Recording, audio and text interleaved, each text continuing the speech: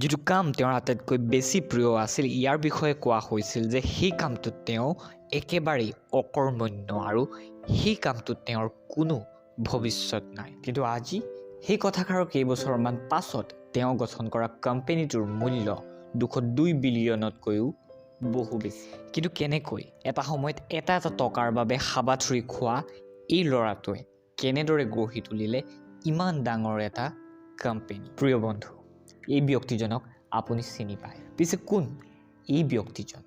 প্ৰিয় বন্ধু, আজি যিজন প্ৰেৰণাক অৱগত কৰিব বিচাৰিছোঁ, তেওঁক যেতিয়া বিদ্যালয়ত নাম লগাই দিয়া হৈছিল ইয়াৰ পাছৰ পৰা সমগ্ৰ ছাত্ৰ জীৱন তেওঁ পঢ়া শুনাৰ ক্ষেত্ৰত কোনো পাৰদৰ্শিতা দেখুৱাব নোৱাৰে।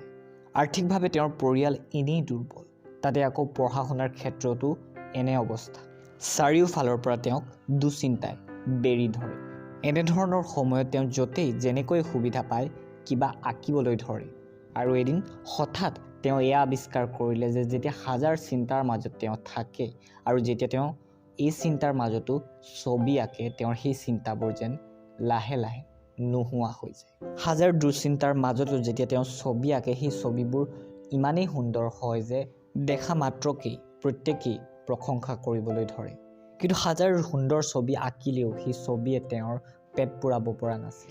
খাদ্যৰ বাবে তেওঁ পিতৃ আৰু ককায়েকৰ সৈতে বাতৰি কাকত বিক্ৰী কৰিবলগীয়া হৈছিল। এটা সময়ত এই ধুনীয়া ছবি অঁকা ল'ৰাটোৱে ছবি আঁকিবলৈ বাদ দি উপাৰ্জনৰ বাবে সেনাবাহিনীতো যোগ দিয়াৰ বাবে আগবাঢ়ি গৈছিল। ল'ৰাটোৰ অৱস্থা ইমানেই বেয়া হৈছিল যে এটাৰ পাছত অন্য এটা কাম সলাই শেষত তেওঁ এম্বুলেন্স চলোৱাৰ কামতো আগবাঢ়ি গৈছিল। কিন্তু আমোদজনক কথাটো হ'ল যে এই ল'ৰাটোৱে গোটেই এম্বুলেন্সখনকে ছবিৰে এটা সময়ত ঢাকি পেলালে। প্ৰিয় বন্ধু, এয়াই হয়তো উপায় নিজৰ প্ৰতিভাক চিনি পোৱাৰ। জীৱনে ল'ৰাটোক হাজাৰ বাধা দিলে আৰু হাজাৰ দুখ যন্ত্ৰণা দিলে, কিন্তু এই দুখ যন্ত্ৰণাবোৰকো যেন ল'ৰাটোৱে নিজৰ ছবিৰে ৰঙীন কৰি তুলিবলৈ ধৰিছিল। জীৱন নিৰ্বাহৰ বাবে অন্যান্য কামবোৰ কৰাৰ সমান্তৰালভাৱে ছবিৰ সৈতেও এই ল'ৰাটোৱে লাহে লাহে জড়িত হৈ থাকিবলৈ আৰম্ভ কৰিলে। আৰু এটা সময়ত গৈ ছবিৰ সৈতে জড়িত এটা কোম্পানীৰ সৈতে তেওঁ নিজৰ যাত্ৰা আগবঢ়াই লৈ যোৱাৰ কথা চিন্তা কৰিলে। কিন্তু তাতেই ঘটে তেওঁৰ জীৱনৰ আটাইতকৈ আচৰিত ঘটনা। যিটো ছবি অঁকা কোম্পানীৰ সৈতে তেওঁ যাত্ৰা আৰম্ভ কৰিছিল, সেই কোম্পানীটোৰ পৰা তেওঁক উলিয়াই দিয়া হৈছিল। আৰু এই কথাষাৰ কৈ তেওঁক উলিয়াই দিয়া হৈছিল যে তেওঁৰ ওচৰত কাল্পনিক আৰু নতুন চিন্তা চৰ্চাৰ অভাৱ।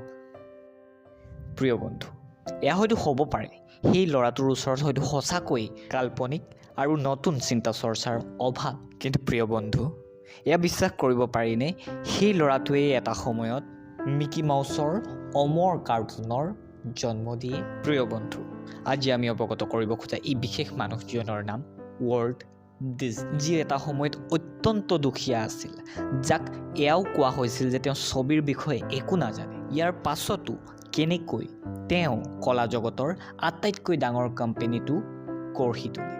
ডিজনীৰ এই কাহিনী সঁচাকৈ প্ৰেৰণাদায়ক।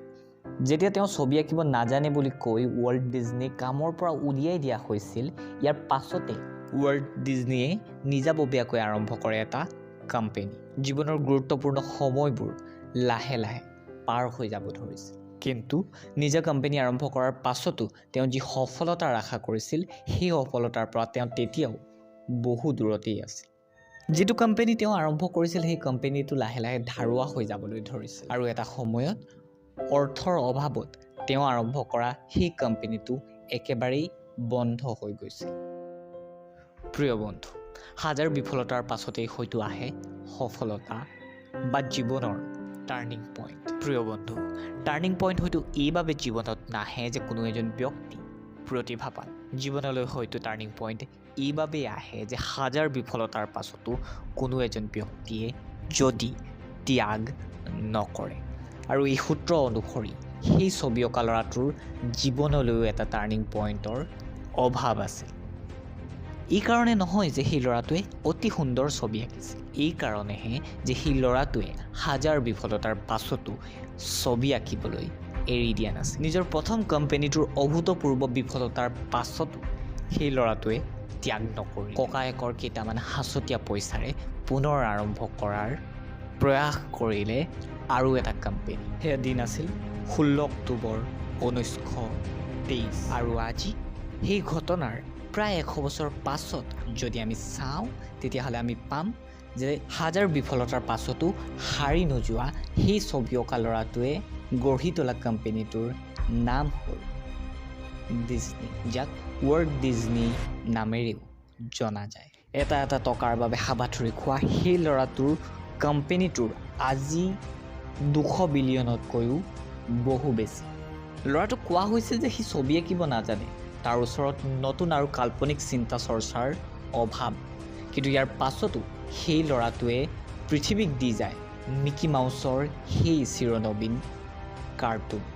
পেটৰ ভোক নিবাৰণৰ বাবে এটা টকাৰ বাবে সম্পূৰ্ণ পৰিয়ালৰ সৈতে তেওঁ বহু সময়ত হাবাথুৰি খাব লগা হৈছে। কিন্তু তেনে পৰিস্থিতিটো তেওঁ প্ৰতিষ্ঠা কৰি থৈ যায় ৱল্ট ডিজনীৰ দৰে পৃথিৱীৰ অন্যতম আৰ্থিকভাৱে সবল কোম্পানী। প্ৰিয় বন্ধু, এয়াই হয়তো টাৰ্ণিং পইণ্ট যি কেৱল আৰু কেৱল প্ৰতিভাৰ বাবেই নাহে, যি হাজাৰ বিফলতা, হাজাৰ কষ্ট, হাজাৰ চেষ্টা আৰু এয়া প্ৰমাণ কৰে যে হাজাৰ কঠিন পৰিস্থিতিৰ পাছতো অসম্ভৱ অস্তিত্বহীন। ঠিক ৱল্ট ডিজনীয়ে প্ৰমাণ কৰাৰ দৰেই এটি মুক্ত মনৰ সৈতে হাজাৰ বাধাৰ সৈতে যুঁজি জয় হোৱা ক্ষণবোৰলৈ শুভকামনাৰে ধন্যবাদ।